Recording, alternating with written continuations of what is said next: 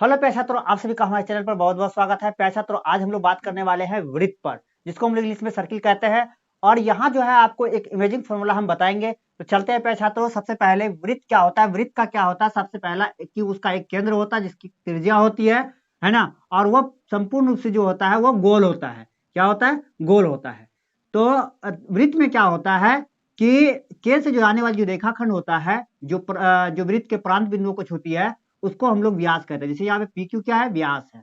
ठीक है। और ये व्यास जो होता है उसकी अपनी त्रिज्या का क्या होता है? दो गुना होता है। क्या होता है? दो गुना होता है। और ये जो वृत्त की जो लंबाई दिख रहा है आपको, जिसको हम लोग सीमा कहते हैं, वृत्त का जैसे अंतिम छोर जिसको कहते हैं, उसको हम लोग परिधि कहते हैं, सर्कमफेरेंस कहते हैं। सर्कमफेरेंस को सी लिख सकते हैं।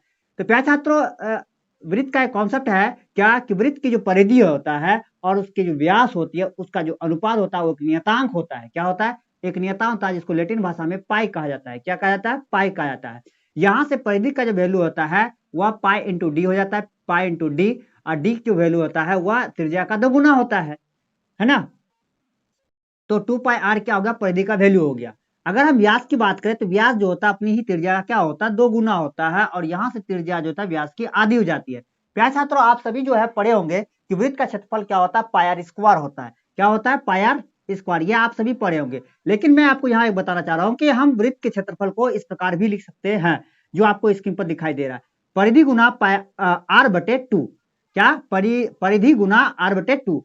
समझे? अगर किसी प्रश्न में क्या है, परिधि दिया है और त्रिज्या दिया है, तो आप डायरेक्ट क्या करें, उसका क्षेत्रफल जो है परिधि गुना आर बाय टू लिखिए, आपका क्षेत्रफल निकल जाएगा। आपको पाई आर स्क्वायर लगाने की जरूरत नहीं है। उसी प्रकार का प्यारे छात्रों, यहाँ एक और फॉर्मूला है वृत्त का क्षेत्रफल निकालेगा। क्या है? परिधि गुना व्यास बटे चार। परिधि गुना व्यास बटे चार। समझे मेरी बात? ये यूनिक फॉर्मूला है, इसे आप अच्छी तरह से याद कर लीजिए। ठीक है। यहाँ पे प्रश्न दिया गया है कि 14 सेंटीमीटर व्यास वाले एक वृत्त की परिधि जो है 44 सेंटीमीटर है, तो इसका वृत्त का क्षेत्रफल ज्ञात करें। तो आपको हम जस्ट बताएं कि आपको त्रिज्या और निकालने की जरूरत नहीं है। आप डायरेक्ट क्या करें, जो सूत्र आपको बताया कि वृत्त का क्षेत्रफल बराबर क्या होता है? परिधि गुना व्यास, वो लगाइए। तो वृत्त का क्षेत्रफल प्यारे छात्रों यहां हो गया, वृत्त का क्षेत्रफल बराबर हो गया परिधि गुना व्यास बटे हो जाता है आपका 4।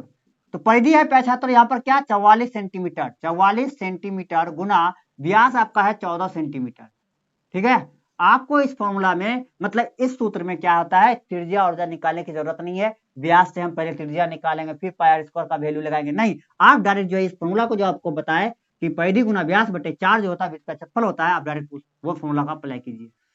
तो यहाँ बटे चार, तो चार से अगर इसको काटेंगे तो ये 11 बार में कट जाएगा। और 11 को जब गुना करेंगे 14 में, तो 154 सेंटीमीटर स्क्वायर क्या हो जाएगा? वृत्त का क्षेत्रफल हो जाएगा। इस प्रश्न का सॉल्यूशन मेरा ये हो गया, मतलब आंसर ये हो गया। दूसरा प्रश्न आपको स्क्रीन पर दिखाई देता है क्या कि 14 सेंटीमीटर त्रिज्या वाले वृत्त की परिधि 88 सेंटीमीटर है। क्या है? यहाँ भी परिधि दिया गया और त्रिज्या कितना दिया गया? 14 सेंटीमीटर, है ना। तो आप क्या कर सकते हैं, इसका क्षेत्रफल, आपको परिधि का प्रयोग नहीं करना है, लेकिन आपको यहाँ परिधि दिया गया है, तो आपको परिधि के अनुसार ही इसका क्षेत्रफल निकालना है।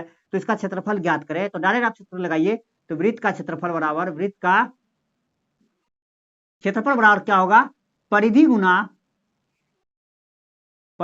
आर बटे टू करना है। क्या करना है? परिधि गुना आर बटे टू। तो परिधि कितना दिया है? 88 गुना आर का वैल्यू है 14 बटे हो जाएगा 2, जो भी आएगा सेंटीमीटर स्क्वायर आएगा। दूसरा अगर काटेंगे इसको 7 बार में, अगर 7 से गुना करेंगे तो 7 8 56 के 6 बचा 5, 7 8 56 और 5 61। तो 61 मतलब हो गया 616 सेंटीमीटर स्क्वायर जो है इस वृत्त का क्षेत्रफल हो जाएगा। यही मेरा क्या हो जाएगा प्यारे छात्रों?